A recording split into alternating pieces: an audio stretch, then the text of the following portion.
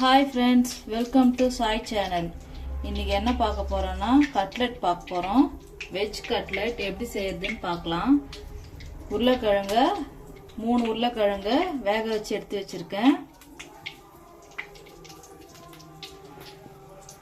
கோஸ் குருவை சீவி வச்சுருக்கேன்.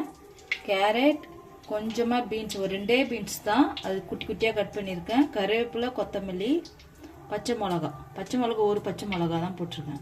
ஏன்னா நம்ம இதில் கொஞ்சம் மிளகாத்தூள்லாம் ஆட் பண்ணுவோம், அதனால்.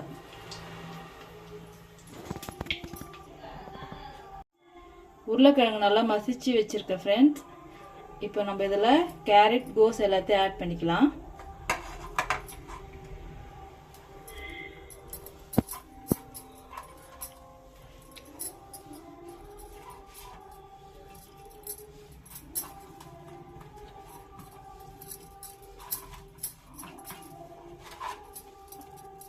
ரோஸ், பீன்ஸ், கருவேப்பிலை, கொத்தமல்லி,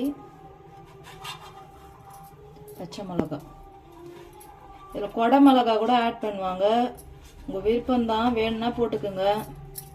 நான் வீட்டில் இருக்கிற காயை வச்சு இது செய்கிறேன். இப்போ இது கூட நம்ம கொஞ்சமாக மிளகுத்தூள் ஒரு பாதி ஸ்பூன் போட்டுக்கோங்க போதும். மல்லித்தூள் ஒரு ஸ்பூன்,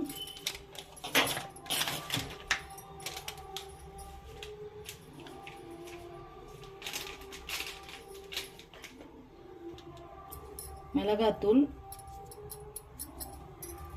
தேவையான அளவு உப்பு,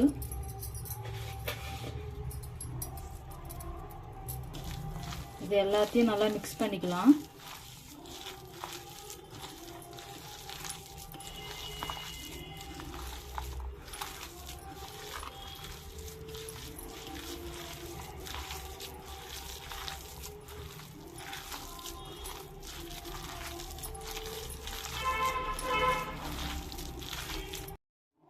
பாருங்க ஃப்ரெண்ட்ஸ், எல்லாத்தையும் நல்லா மிக்ஸ் பண்ணியாச்சு. இப்போ நம்ம கொஞ்சம் கார்ன்ஃப்ளவர் மாவு தண்ணியாக கலந்துக்கணும்.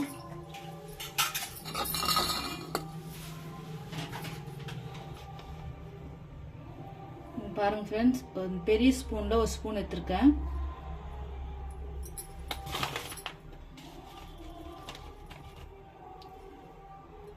ஒரு அரை ஸ்பூன், அவ்வளோதான்.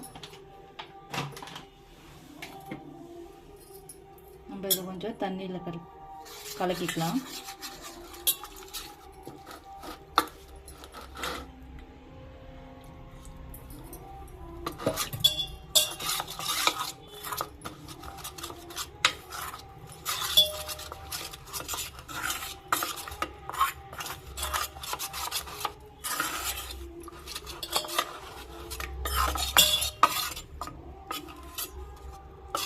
பாருங்க, நல்லா கலக்கியாச்சு. இப்போ நம்ம கட்லெட் செய்ய ஆரம்பிச்சிடலாம். பிரெட்டை நல்லா தூள் பண்ணிக்கலாம் ஃப்ரெண்ட்ஸ்.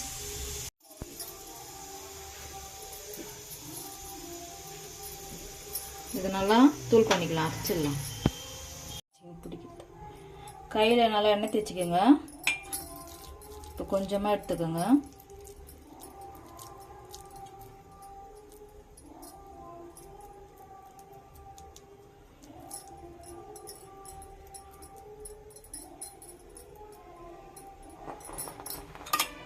இப்போ நம்ம கார்ன்ஃப்ளவர் மாவு கலக்கி வச்சுருக்கோம் இல்லையா, அதில் போட்டுடலாம்.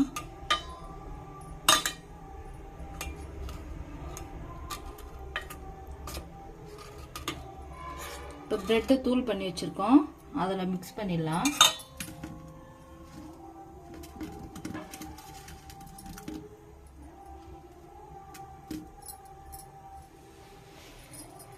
எண்ணெய் நல்லா காஞ்சிடுச்சு.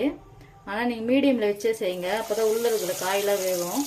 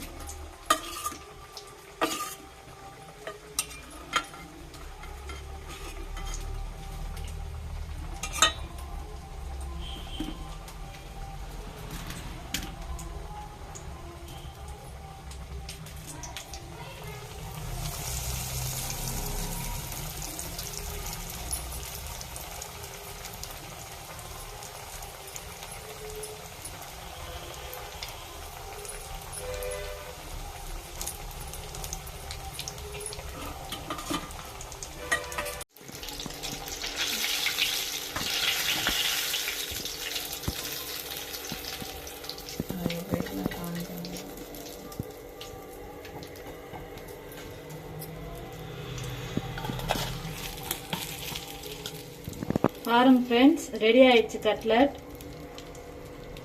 நீங்கள் ட்ரை பண்ணி பாருங்கள் வீட்டில், எப்படி இருக்குன்னு சொல்லுங்கள், கமெண்ட்டில் சொல்லுங்கள். இந்த வீடியோ பிடிச்சிருந்ததுன்னா லைக் பண்ணுங்கள், ஷேர் பண்ணுங்கள், சப்ஸ்கிரைப் பண்ணுங்கள். தேங்க்யூ.